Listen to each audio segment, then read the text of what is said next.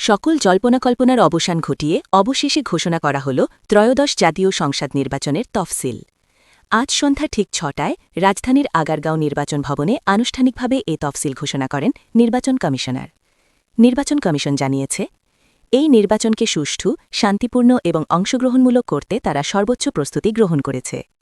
আইনশৃঙ্খলা বাহিনীর সমন্বয়ে একটি নিরপেক্ষ নির্বাচন নিশ্চিত করতে ইতোমধ্যেই নানা পদক্ষেপ নেওয়া হয়েছে।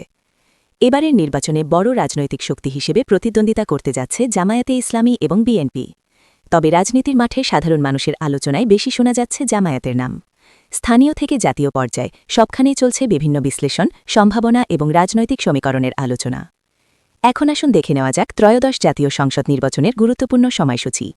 মনোনয়ন দাখিলের শেষ তারিখ ২৯ ডিসেম্বর ২০২৫।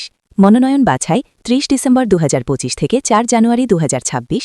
আপিল দায়ের ১১ জানুয়ারি ২০২৬। প্রার্থিতা প্রত্যাহারের শেষ সময় ২০ জানুয়ারি ২০২৬। চূড়ান্ত প্রার্থী তালিকা প্রকাশ ও প্রতীক বরাদ্দ ২১ জানুয়ারি ২০২৬। নির্বাচনী প্রচারণার সময় ২২ জানুয়ারি থেকে ১০ ফেব্রুয়ারি ২০২৬। ভোট গ্রহণ ১২ ফেব্রুয়ারি ২০২৬। এ নিয়ে সাধারণ ভোটারদের মাঝে উৎসাহ উদ্দীপনার পাশাপাশি রয়েছে রাজনৈতিক বিশ্লেষণ এবং নানা প্রত্যাশা। বাংলাদেশ এখন তাকিয়ে আছে আগামী নির্বাচনের দিকে, যে নির্বাচন দেশের ভবিষ্যৎ রাজনৈতিক প্রেক্ষাপটে বড় পরিবর্তন আনতে পারে। চূড়ান্ত প্রস্তুতি শুরু করেছে নির্বাচন কমিশন এবং প্রশাসন। এখন পুরো দেশ অপেক্ষায়